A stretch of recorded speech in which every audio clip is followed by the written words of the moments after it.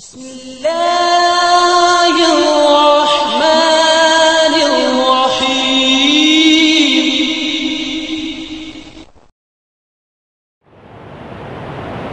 وأشهد أن لا إله إلا الله وحده لا شريك له وأشهد أن محمدًا عبده ورسوله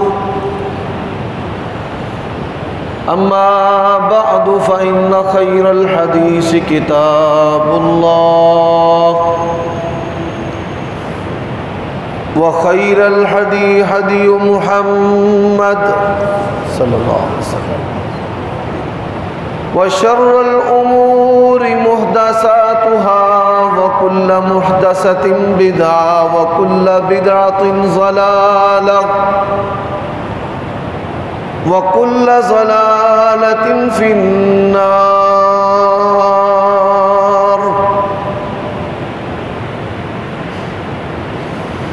اللهم صل وسلم على نبينا محمد وبارك وسلم وصل عليه أعوذ بالله من الشيطان الرجيم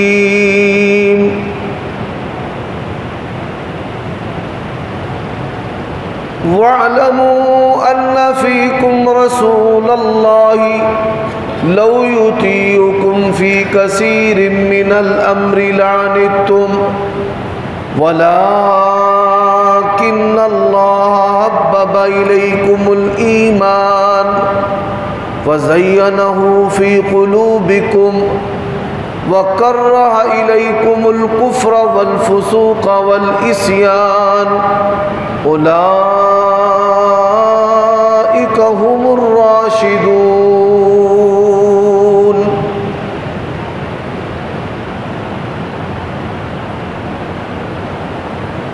عیوب اور نقائص سے پاکیزہ تمام قسم کی حمد و ثنا اللہ وحدہ لا شریک لہ کے لیے، اور درود و سلام شفیع للمذنبین خاتم النبیین رسول کریم رؤوف الرحیم صلی اللہ علیہ وآلہ وسلم کی ذات اقدس پر۔ ہمارا یہ عقیدہ ہے کہ صحابہ کرام رضوان اللہ علیہ مجمعین کو اللہ تعالیٰ نے اپنے نبی کی رفاقت کے لیے پسند کیا ہے، اور تمام صحابہ کرام میں جس طرح خلافت راشدہ کی ترتیب ہے، اسی طرح ان کے فضائل کی بھی ترتیب ہے کہ نبی علیہ السلام کے بعد سب سے افضل ابو بکر رضی اللہ تعالی عنہ، ان کے بعد عمر بن خطاب رضی اللہ تعالی عنہ، ان کے بعد عثمان بن عفان رضی اللہ تعالی عنہ، اور ان کے بعد علی بن ابی طالب رضی اللہ تعالی عنہ۔ جس طرح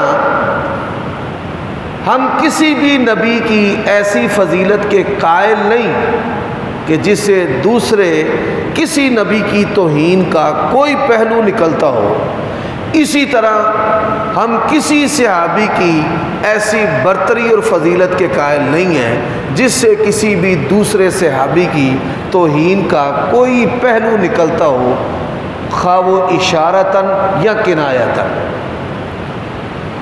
ان کے بارے میں جدل و جدال اور جنگوں اور لڑائیوں کی جو باتیں پھیلائی گئی ہیں، اس کا مقصد نبی صلی اللہ علیہ وآلہ وسلم کی بعثت کو نعوذ باللہ ناکام کرنے کی کوشش ہے۔ آج کے خطبہ جمعہ میں عمر بن خطاب رضی اللہ تعالیٰ عنہ کے بارے میں چند باتیں آپ کی خدمت میں عرض کی جائیں گی۔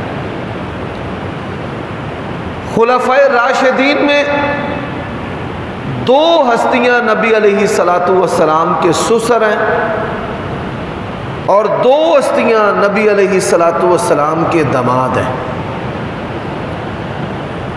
ابو بکر صدیق رضی اللہ تعالیٰ عنہ نبی علیہ السلام کے سسر ہیں، ان کی بیٹی عائشہ بنت ابی بکر صدیق رضی اللہ تعالیٰ عنہما نبی علیہ الصلاۃ والسلام کی وہ بیوی ہیں کہ جن کے نکاح کا انتخاب نبی علیہ الصلاۃ والسلام کے لیے اللہ تعالیٰ نے کیا ہے۔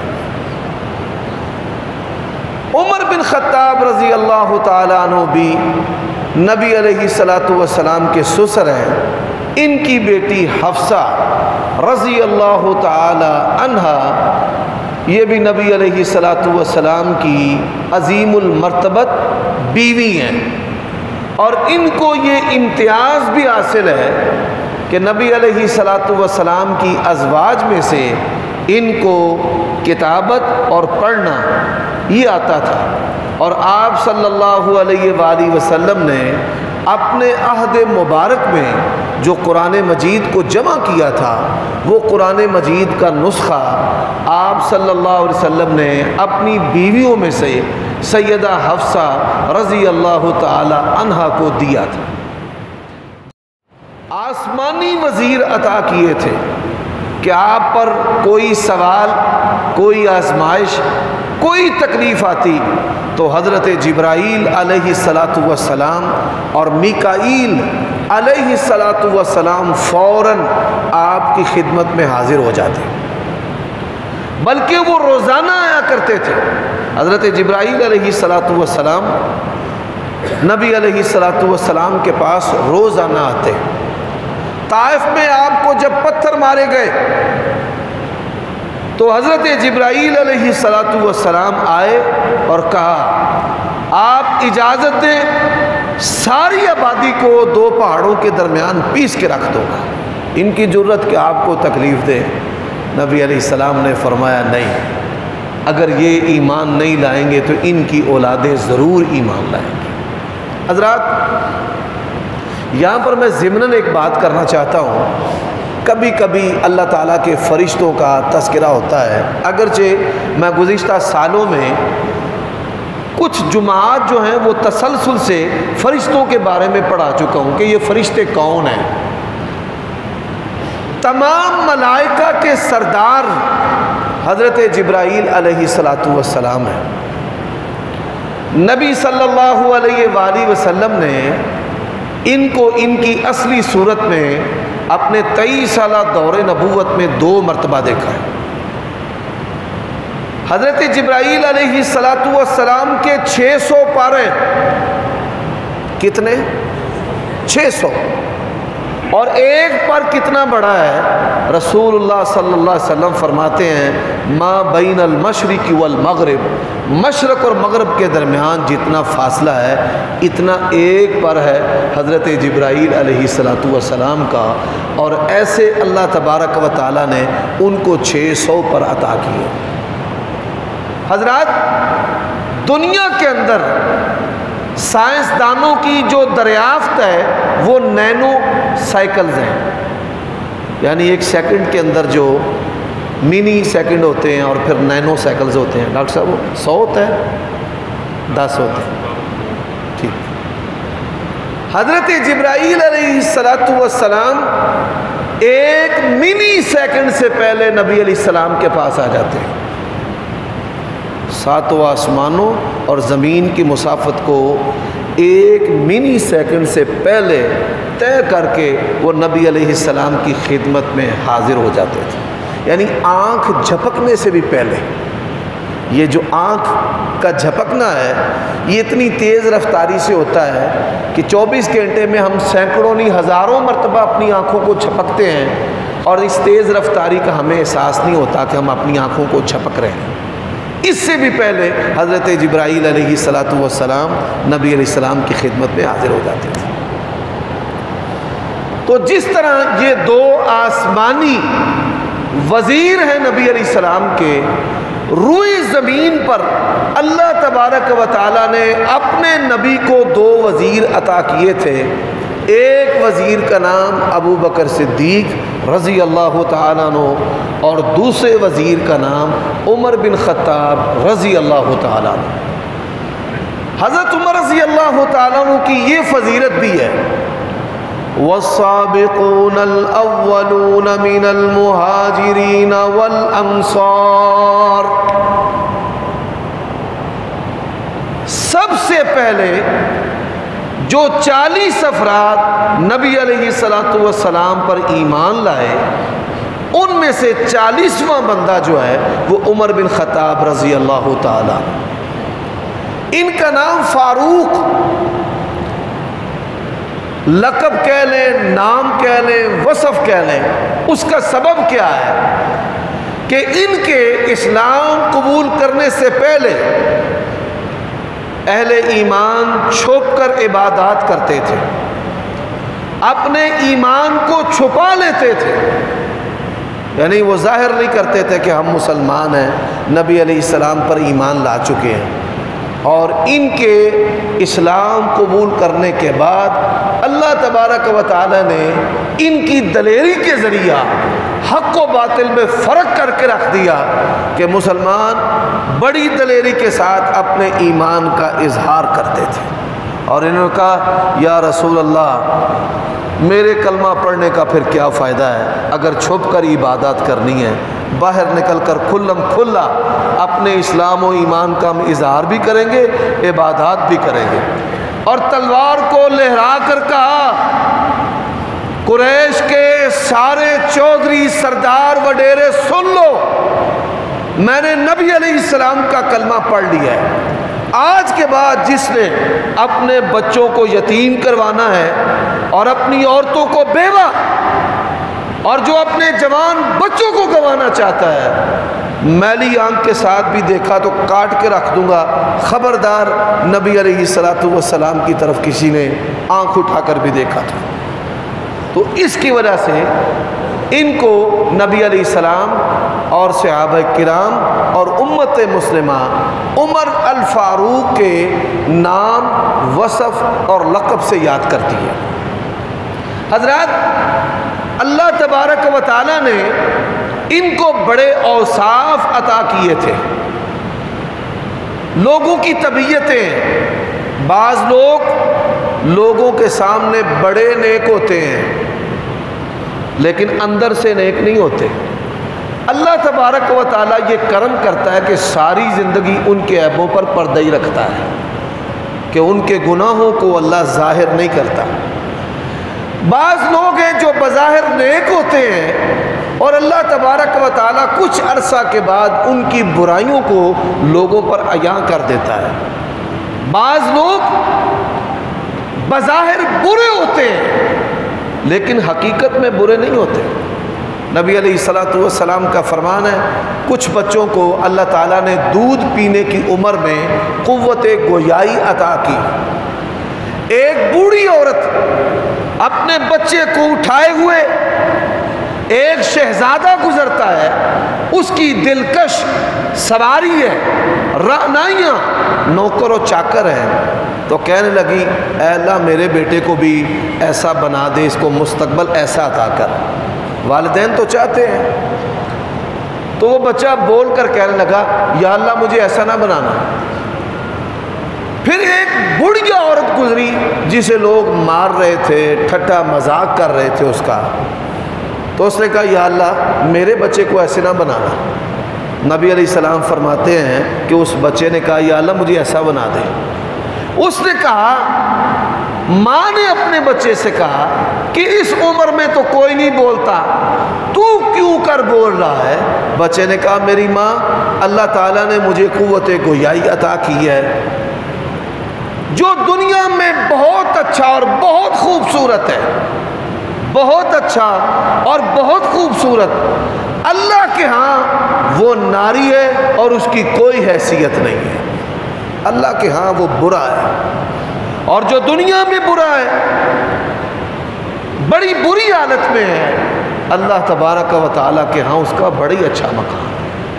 اسلام ہمیں اس سے بھی آگے لے کر آیا ہے۔ اسلام کیا کہتا ہے؟ ربنا آتنا فی الدنیا حسنہ وفی الآخرۃ حسنہ، اے اللہ دنیا بھی اچھی عطا فرما اور آخرت بھی اچھی۔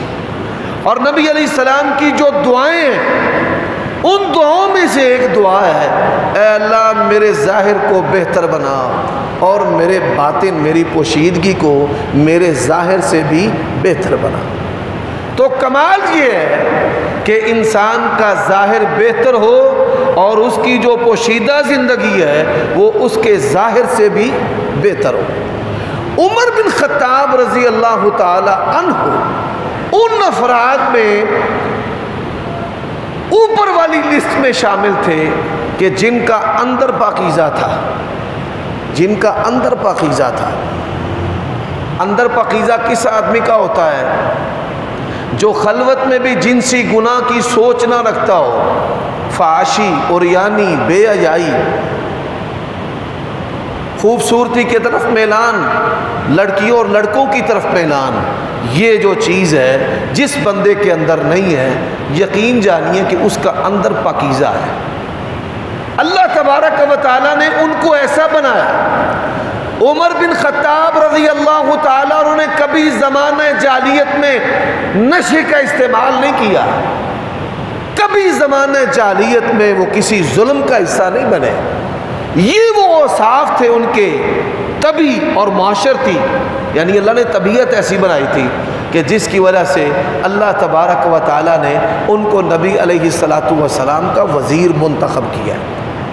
اور ان کے فضائل آپ یہ سن کر حیران ہوں گے، سب سے زیادہ نبی علیہ السلام کی خواب میں جو آنے والے صحابی ہیں وہ حضرت عمر رضی اللہ تعالیٰ عنہ ہیں۔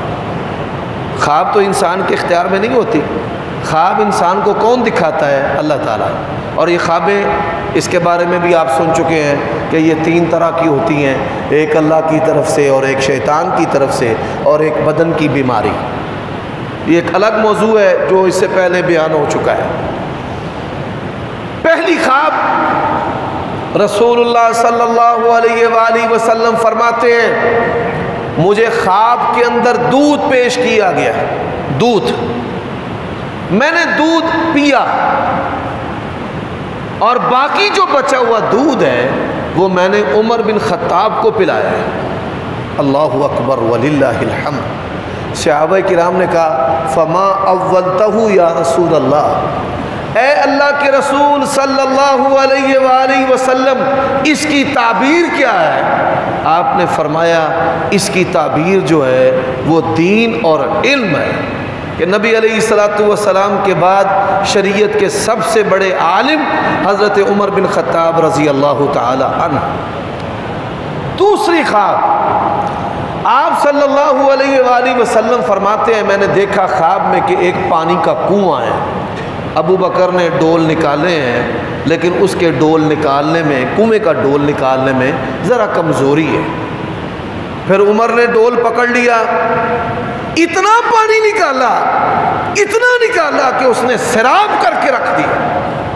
حضرات اس خواب کی تعبیر عمر بن خطاب رضی اللہ تعالیٰ عنہ کا دور خلافت ہے کہ آج 21ویں صدی میں کافر بھی مجبور ہیں ان کے امور سیاست سے رہنمائی لینے میں۔ ذالک فضل اللہ یؤتیہ من یشاء۔ تیسری خواب نبی علیہ السلام نے فرمایا اللہ تبارک و تعالیٰ نے خواب کے اندر مجھے کئی بندے دکھائے، ان کی جو قمیضیں تھیں، یہ شرٹس جو قمیضیں ہیں کسی کی چھاتی تک تھی، کسی کے پیڑ تک تھی، کسی کے گھٹنوں تک تھی، کسی کے نیچے زمین تک، اور اس کی بڑی لمبی قمیض تھی، بہت لمبی۔ اس کی تعبیر کیا ہے؟ اس کی تعبیر ایمان ہے کہ اللہ تبارک و تعالیٰ نے حضرت عمر رضی اللہ تعالیٰ عنہ کو جو ایمان کا کمال عطا کیا تھا وہ اپنی مثال آپ تھے۔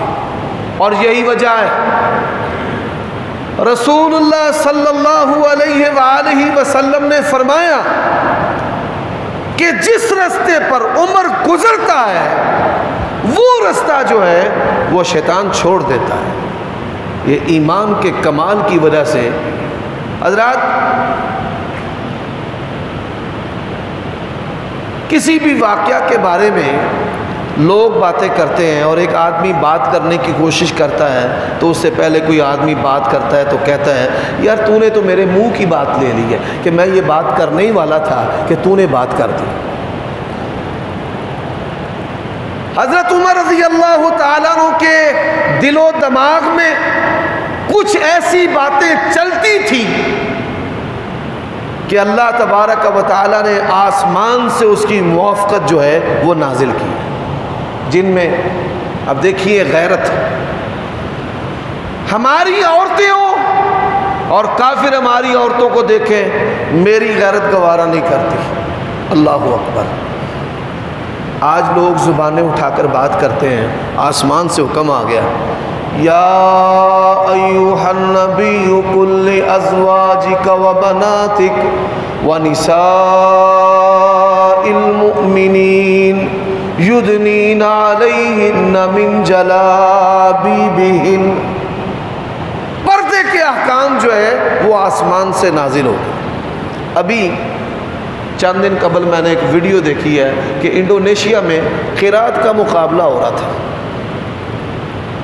ایک عورت جو ہے، ایک نوجوان لڑکی 18-20 سال کے قریب اس کی عمر ہوگی، وہ جب مائک پر آئی تو اسے کہتے ہیں کہ اپنا پردہ اتار، تب تو مقابلے میں شرکت کر سکتی ہے۔ اس نے کچھ دیر سوچا اور سوچنے کے بعد کہا یہ پڑا تمہارا مقابلہ، میں نے پردہ نہیں اتارا۔ حضرات دین پر چلنے کا فائدہ دیکھیں، انعام تھا 5000 ریال، اور جب اہل ایمان تک اس کی خبر گئی 50 لاکھ ریال تک اہل ایمان نے اس کو بطور انعام کے دیا کہ تو پیغمبر کی ایسی بیٹی ہے کہ اس دور میں بھی پردے کے احکام پر ڈٹ گئی۔ یہ اللہ تبارک و تعالیٰ کا کرم۔ تو انہوں نے کہا یا رسول اللہ میری غیرت گوارا نہیں کرتی، عمر کی غیرت گوارا نہیں کرتی ہماری عورتوں کو کے چہروں کو جو ہے وہ کافر دیکھیں۔ حضرات یقین جانیے میری بھی بیٹیاں ہیں، آپ کی بھی بیٹیاں ہیں۔ لاہور موٹر وے پر جو واقعہ ہوا ہے، رب ذوالجلال کی قسم ہے میں سو ہی نہیں سکا۔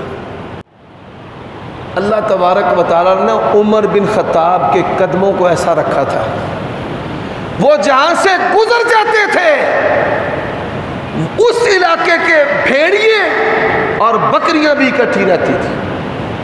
ایک آدمی مسلمان ہوا عمر بن خطاب کے دور میں، بہت بڑا یہودی عالم تھا، تورات کا عالم تھا۔ مسلمان کیسے ہوا؟ جزیرہ عرب میں آیا، دیکھا کہ بھیڑیے اور بکریاں اکٹھے، سر پکڑ کر بیٹھ گیا۔ اس نے کہا اللہ کی قسم ہے میں اپنی کتاب کے اندر یہ واقعہ پڑھتا ہوں کہ جب سچا نبی دنیا میں آئے گا ایسا امن قائم ہوگا کہ بھیڑی اور بکریاں بھی اکٹھی ہوں۔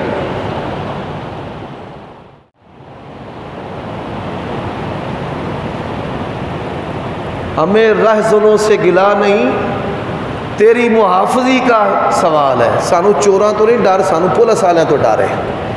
یہ سی ٹی ڈی بڑے مولوی اٹھانے میں یہ چیمپئن ہے، گھوڑا نہیں اسلام میں 70 سال کے بوڑھے بزرگ کو جیلم سے اٹھا لیا۔ اور اب تمہاری ایفیشنسیز جو ہیں وہ کہاں گئی ہیں؟ کہاں گئے تمہارے جدید آلات مجرم اٹھانے والے؟ اب تمہاری غیرت کا ٹیسٹ ہے۔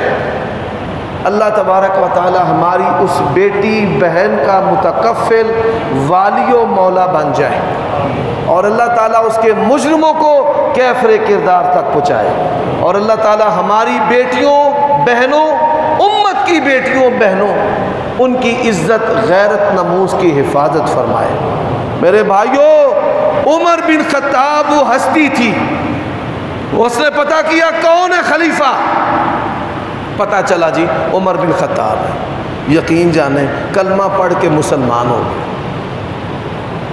آج اس ملک یہ تھانہ کلچر عدالتی نظام یہ جرائم بڑھانے میں سب سے بڑا سبب ہے، سب سے بڑا سبب ہے۔ ایک آدمی رو رہا ہے، کیا ہوا ہے؟ 20 سال بیٹی کے جہیز کا سامان جوڑتے رہے ہیں، اب بیٹی بیانے کی باری آئی ہے، سب کچھ ہی چوری ہو گیا، کدھر جائیں؟ اور پھر طریقوں پہ طریقیں اور آنیاں اور جانیاں۔ غریب آدمی تو وکیل کرتا ہے اور جو امیر ہے وہ سیدھا جج ہی کرتا ہے۔ ہمیں بھی بتائیں، یہ لاکھ لاکھ روپے تنخواہیں لینے والے جو جج ہیں، یہ ریٹائر ہونے پر اربوں کے مالک کس طرح ہو جاتے ہیں؟ یہ جرنیل لاکھ لاکھ ان کی تنخواہ ہے، یہ ریٹائرڈ ہونے پر آسٹریلیا کا جزیرہ کس طرح خرید لیتے ہیں؟ ہمیں بھی بتا دیں۔